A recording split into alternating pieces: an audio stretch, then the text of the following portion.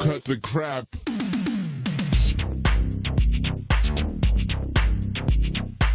Bon, je viens ici tous les jours, je travaille tous les jours, je suis pas quelqu'un qui a de l'inspiration, j'ai pas d'inspiration, ça vient pas tout seul, j'ai pas une mélodie en tête qui après je pourrais retranscrire comme ça. Quand j'arrive au studio, j'arrive avec zéro idée.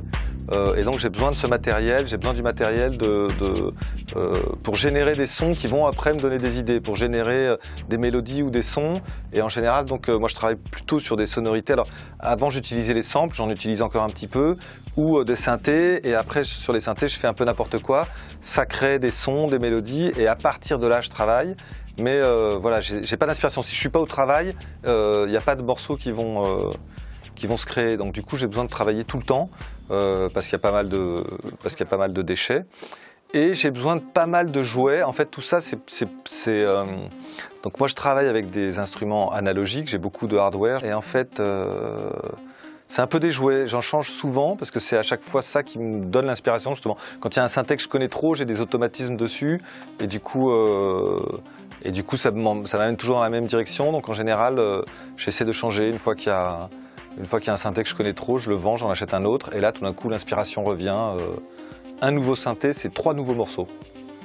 Donc voilà la méthode. Et après il y a un côté un peu, alors des studios comme ça, j'ai remarqué ça pas mal avec mes collègues qui ont aussi pas mal de hardware comme ça, il y a quand même un peu un côté train électrique de l'adulte quoi. Parce qu'on achète des trucs, on les branche, on fait ses patchs, tout ça et tout, donc c'est un peu... ouais, ça fait un peu penser aux gars qui font des trains électriques là, qui refont tout le réseau ferroviaire de la Suisse dans leur sous-sol.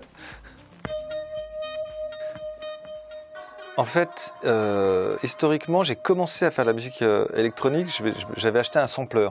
Et donc j'ai commencé à travailler sur un sampler. Donc le Akai, là-dessus c'était le sampler. Et en fait j'ai eu beaucoup de mal, c'est un truc où il y a beaucoup de possibilités. Donc c'est un genre de synthétiseur, mais plutôt qu'avoir des formes d'ondes, en fait on sample des choses, des bouts de musique qui viennent d'autres disques. Et après on peut les trafiquer, on peut changer le pitch, on peut changer les filtres ou les trucs comme ça. Bon, mais par contre ça offre des possibilités telles que moi je me suis complètement perdu, j'arrivais pas du tout à faire de la musique avec ça. Et du coup, je me suis concentré avec une TR-808 et une TB-303. Et donc j'ai fait... En fait, c'est avec ça que j'ai vraiment appris à faire de la musique parce qu'il y avait un cadre très strict, c'est-à-dire le kick, il a un son et c'est tout, la snare, elle a un son et basta. La TB-303, c'est un synthé qui a une forme d'onde, qui est monophonique, qui a un système de programmation extrêmement compliqué et peu ergonomique, on va dire, mais qui permet justement, qui est tellement compliqué qu'en fait on n'arrive jamais à faire ce qu'on veut. Donc ça justement c'est un truc qui est très inspirant parce que ça donne plein d'idées auxquelles on n'aurait pas pensé. Et à partir de ce moment-là, j'ai plus jamais fait de morceaux sans utiliser la TB-303. C'est vraiment l'instrument qui est la pierre angulaire de mon studio. Je crois que le lien que j'ai avec le synthé, en fait, il est plus avec l'ingénieur qui l'a créé, en fait.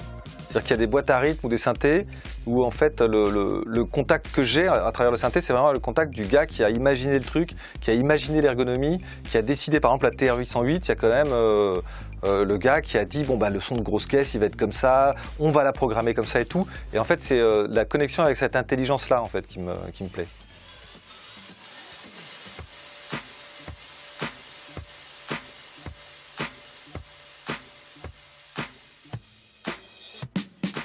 Je suis punk.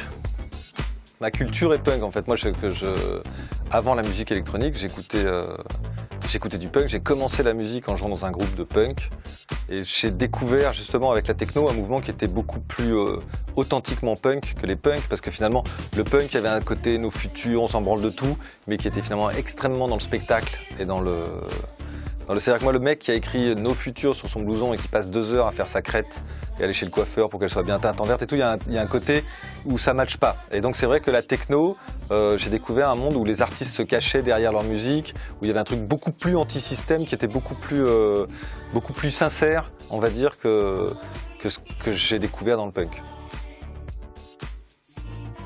Moi, j'ai commencé à faire de la musique dans les années 90, c'est-à-dire effectivement 10 ans avant l'an 2000.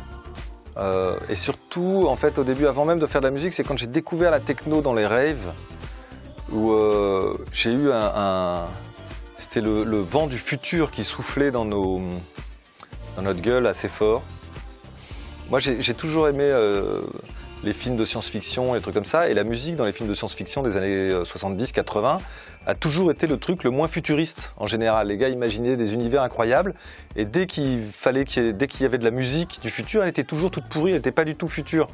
Dans le Star Wars, il va dans un bar, il y a un éléphant qui joue un espèce de piano, tout ça, la musique est hyper décevante. Et là, c'est vrai, quand j'allais dans ces soirées-là, je me disais, ça y est, la musique de Blade Runner, tout ça et tout, c'était vraiment complètement cet univers. Donc il y avait un truc où effectivement j'avais vraiment l'impression d'avoir affaire à la musique du prochain millénaire, quoi.